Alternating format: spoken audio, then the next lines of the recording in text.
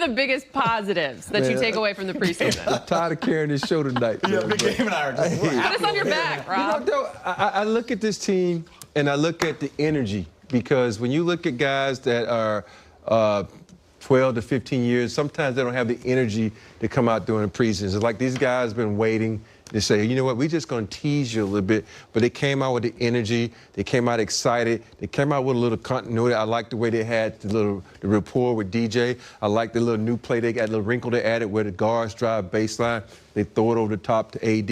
It's little things like that you got to have to go-to plays. Because sometimes when you watch this Lakers team in the past, they don't have go-to plays. It's like, whose turn is it? My turn is it? But this year, you know, they got, if LeBron's not on, we got Westbrook. If Westbrook's not on, we got AD. So I'm excited to see what all these guys do when you have an opportunity to get down and when this game is close and say, who are we going to go to?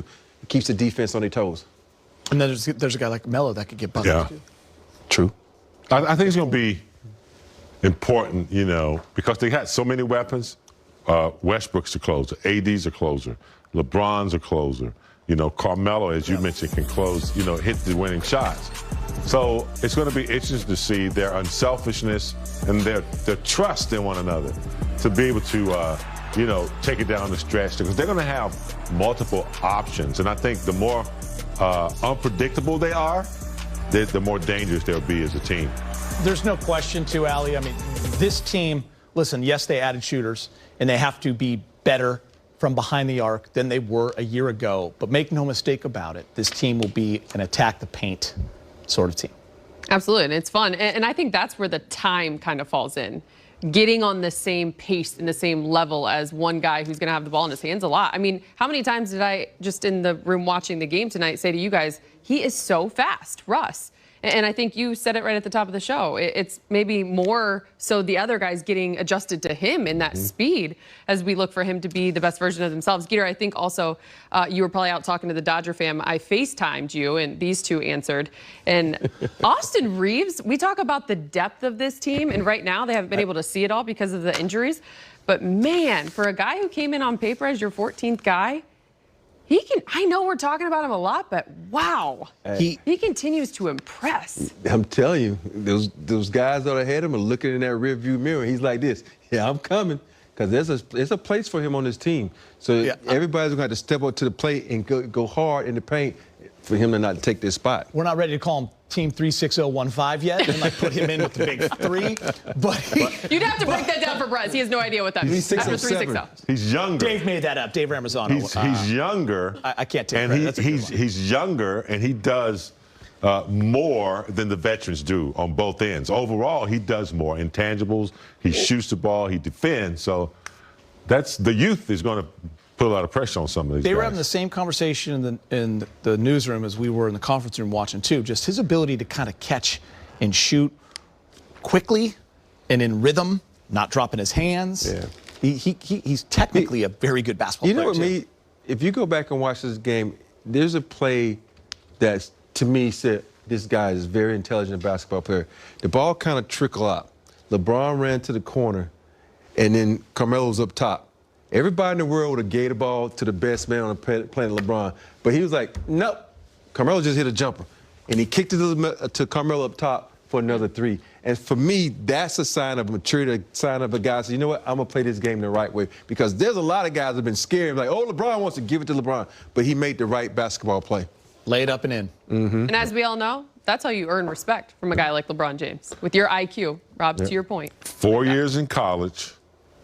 He's been through every drill in college. You know, he's socially adjusted.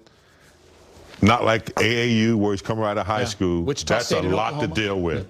So that's why he's coming in. He knows what he needs to do. Every coach he's had in college has probably told him, look, stay focused, be ready. And that's what 4 years will give you. He's not afraid. He's not afraid to play. He's not intimidated when he comes in and sees all these old men in there. He's like, he's coming in. He's like, look, I can play. And he's doing it. Time to get back to Sacramento. Russell Westbrook is speaking with Mike in the media. Hey, Russ, you were telling us the other night about how you noticed teams playing you a little bit more to pass than in the past when they were playing you more to score. Early, you came out and got to the rim a couple times in a row. Was that just what the defense showed you, or did you want to be a little more aggressive and score? Combination of both. If it's one-on-one, then I like my chances against anybody. So if they're going to guard me like that, then it's my job to be able to make the right play, attack, use my size and my strength to get to where I need to get to.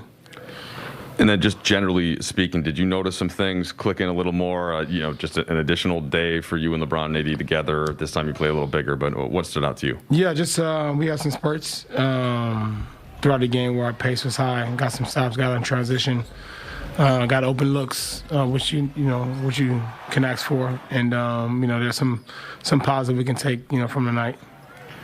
Russ, what did you see defensively when you guys kind of in the second half maybe turn the screws a little bit? And do you think that can be more of what this team is consistently? Definitely. That's how we got to play. Start the game. First 2 quarters gave up 35, 36.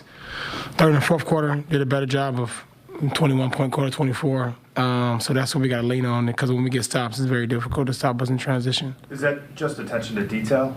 Just learning. Everybody's learning a new defense. So we kind of got to learn each other, learn our tendencies, learn kind of what we're doing. So in the process of that, we got to make sure we just stay consistent to our rules and stick to them. And then, if we need to make adjustment, we will.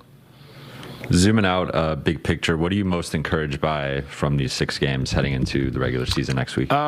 Just that we got better each game. I feel like we've gotten better each preseason on obviously getting all guys healthy is most important, keeping us healthy throughout the year. But just encouraged about how, each game we've gotten a little better. Kyle? Russ, you were scoring a lot at the rim very early in this game and seemed to be sort of unlocked in the paint scoring-wise. What changed for you, and was it mentality? Was it teammates getting you involved? What happened? Just being me. Like I mentioned, if guys are going to guard me one-on-one, then I like my chances against anybody. Dave? Russ, you had a give and go and then kind of a give back with DeAndre in a pretty tight space. What allowed that play to work, and have you guys had any sort of chemistry you've noticed in practices or in these games? Yeah, just trying to figure it out. DJ's trying to figure me out. I'm trying to figure him out. But like I mentioned earlier, training camp, my job is to make all these guys better around me and make the game easy for them. So throughout the game, there will be little things that we can do to be able to make the game easy for him, and vice versa. Bill? Hey, Russ. Fully aware it's preseason here, but you guys, all a bunch of competitive dudes and trying to do something special this year. Does an 0-6 preseason sit with you any certain way, or is it just not matter? Honestly, I can't tell you. I've been in the league 13 years. I don't know my preseason record for any of those years, so that should answer your question. I don't know anything about preseason. So, no, it doesn't matter. More to come on Access. Rob says it's not the big 3, it's the big 4 with